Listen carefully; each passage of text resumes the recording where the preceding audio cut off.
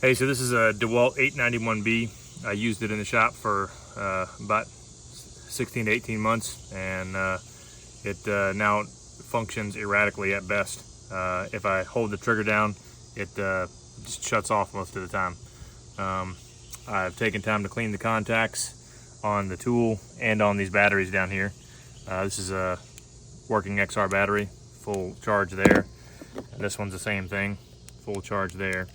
And when I slide one of these guys in, if I have it on that setting right there, and then down here on this number 3 setting, you can see that it does that. And you can see my hand still holding the trigger down all the way.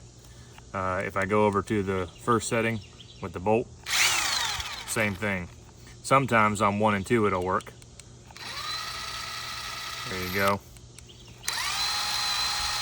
But then as soon as I go back to 3, same thing. And if I switch to the other side, no good on 3, no good on the bolt, no good on 1, no good on 2. So some folks said maybe it's a bad battery. Same thing, same thing, same thing. You get the idea. So I'm a bit disappointed.